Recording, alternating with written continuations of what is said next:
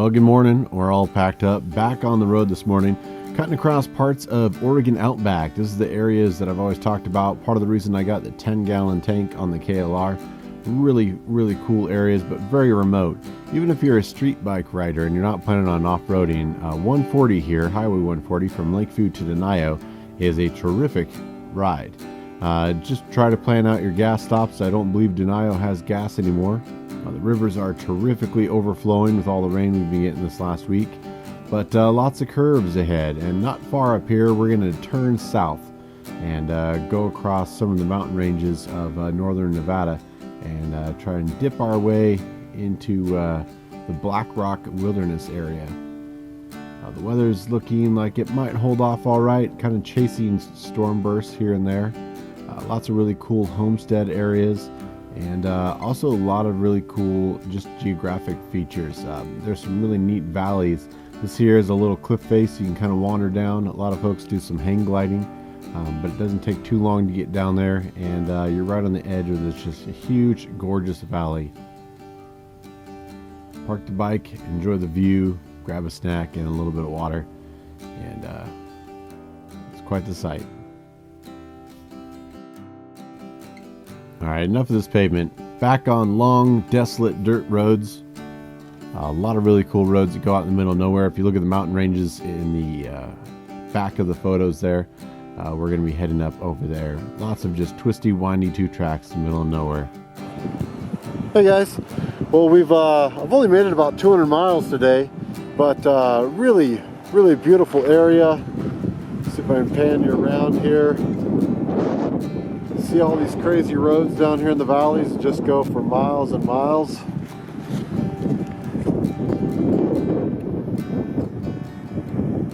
Give you an idea of what my view is right now. Like I said, not making a whole lot of distance. The desert wildflowers look amazing right now. I got some purple ones, some yellow ones. I'm getting into some canyons. Well guys, if I keep taking these side trips to go explore, I don't think I'll ever make it to Arizona, but really cool area. I had to turn on the GoPro. It's getting a little washy, but luckily the rains haven't really turned it into mud yet. Fingers crossed they won't. Now, this should be connecting with Cane Creek Road up here, which should be below me, I thought. Maybe not. Beautiful desert flowers, lots of color this springtime before everything dries out. No idea where this comes out. This is awesome. If I end up staying back here tonight, then I might have to catch some slab. I gave myself 5 days to do 1,000 miles, 200 miles a day off-road. I've got a water source here at the bottom of that creek. 200 miles a day off-road is a pretty good pace. But I've never been down here, so I keep getting distracted with little two tracks that aren't even on my map or GPS. Don't worry, that was just the skid plate. Look at this. That was a big rock. I went right for it. Let's go around the big rocks. This must be like the sister to the Red Rock area that Everride rides in. Nevada is very cool. I've only been through here a few times.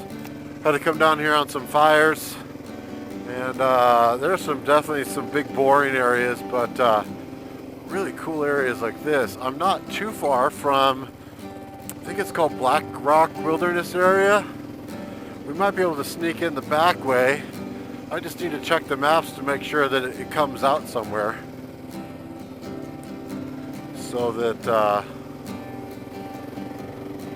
I'm good on gas. I've already done 150 miles, but I've got a bigger tank, so we should be all right for a little bit more wandering before I hit bingo and I have to turn around. I was thinking to myself earlier, you know, most of the time I'm worried about deer. I think I've seen more jackrabbits than deer on this trip, and definitely more cows than people, more cows than traffic.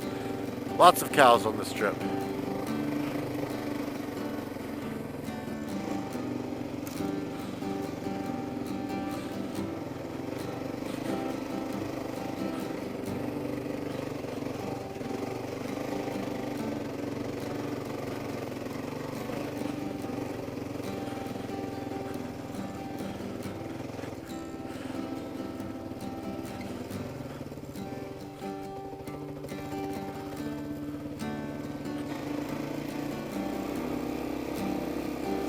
very sandy. If it wasn't for this grass growing here, you feel it's very soft under here, and then rocky.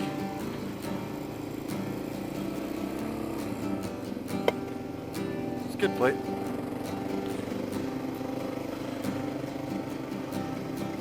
Well, welcome to my adventures. I don't really have a plan. I usually just have a general direction, which is south in this case. I'm going to have to stop and check the GPS though, because let's get to the top of this ridge here and see if we can see the other side, and then we'll see where we're at.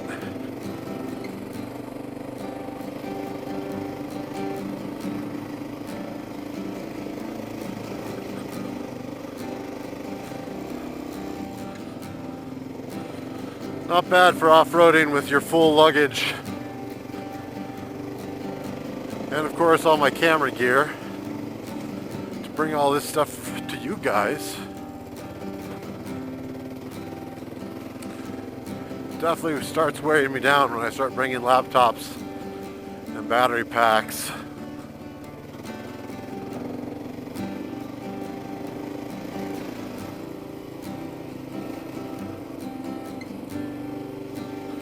All the chargers. Got chargers for GoPros, chargers for Sonys, chargers for the Panasonic, which is the main camera, the FC1000. Uh-oh, we got trouble up ahead. Cows and another split in the road. Alright, we're going to be back. I'm going to do some exploring on the maps here. Look how beautiful the spring water is here. Overflows the feet of that little lake. Not too bad. It must be getting closer to something. I got a livestock gate up here.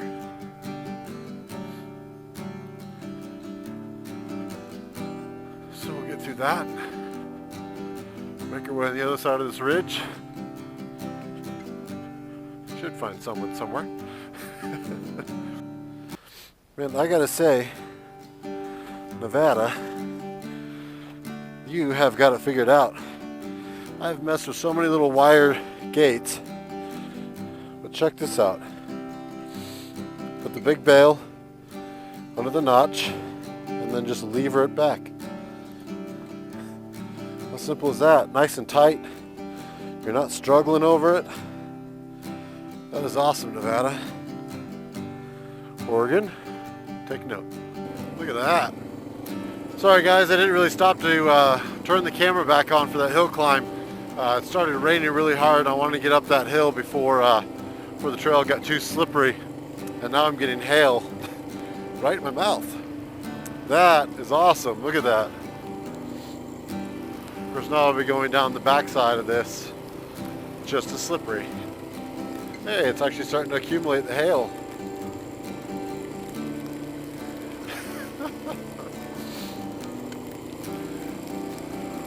And people ask me how come I don't wear all my mesh gear when I'm going to Arizona. It's supposed to be hot down there. You're not wearing all that gear, are you? Yeah I am. Because I'm going to see 4 different types of weather before I even leave the state of Oregon. This is pretty alright, just big open country. A lot of cow poop. Looks like a few more canyon areas. Hopefully the erosion won't get too bad here. Back down the other side. When I was looking through the GPSs, I have a track of Chris Hunt. I think I've mentioned him before. Dude's from Portland. Really has a very strong Instagram following. If you need any two-wheel motivation and you're on Instagram, check him out. I'll try to find a link and put it down below. But yeah, he's kind of a rock star. He's pretty much always on 2 wheels. He recently got rid of, or at least stopped riding, his Tiger 800 for the most part, and picked up a WR250, I believe it is, and has been spending weeks and weeks on that thing. All through Oregon. He took it all the way down to Copper Canyon while I was gone in Antarctica. I was super jealous when I got back and I saw that Instagram feed of all the Copper Canyon stuff. I can't wait to get down there. That looks like an amazing place. Pretty rugged though. I'm sure he was glad he had the little 250 and not his 800.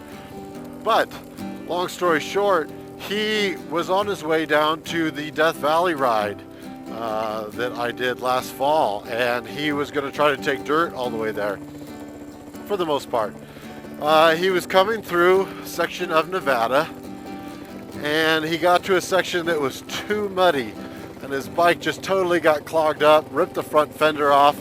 It was pretty nasty. He got stuck. He got saved by a farmer or a rancher out here, had to leave all his stuff and then get it towed to Winnemucca where they could get some work done on it. So it's a little apprehensive being back out here in the Nevada backcountry, knowing that he got stuck out here. However, while I was looking at the GPS, what I started this little story with was I found his track, and he was actually, I'm not sure where he got stuck because I don't have the track of where he stopped, but man, it's coming down. Try to clean you off here. North is back this way, and anyway, I came in this way, and it looks like he came in this way, and I'm going to meet up with his track shortly. It's not on here because for some reason in order to add a track it says I have more than 15 shown at a time, and I need to unshow a couple. And I have so many tracks, I tried to find the ones that I have on there, and I have no idea where those are. So for some reason I can't show his track. I can show you the display of his track if I wanted to show it on my map, but until I go through my GPS and try to unshow the other 15 tracks that I have on there, which I can't even think of what it is because I undid all the Death Valley stuff last November, and I haven't really been riding with GPS tracks that much since I got back. So I don't know. When I set up camp, maybe I'll have time to go through it. Meanwhile, back at the ranch, it's covered in hail.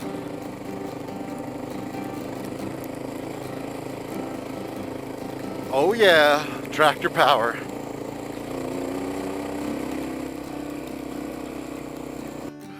Check this out, we actually have signs. Summit Lake 6 miles with a USA sticker. Bartlett Creek Ranch 12 miles. Well, I say we go to Summit Lake because that's the direction that we're supposed to be going. Well, there is a dry lake around the corner. I wonder if it's actually dry. Probably not with this weather. Alright, let's go down and see what's there. Alright, check you guys out later. Let's go see what this ridge looks like up here. Before I turn you off, that's so rude. I teased you with a possible view up here. Oh, maybe not. You can still see snow up there, about the same level I'm at. And it's still stinging hail in my eyeballs because my glasses are dirty. I can't wait till they put together a backcountry discovery route of Nevada.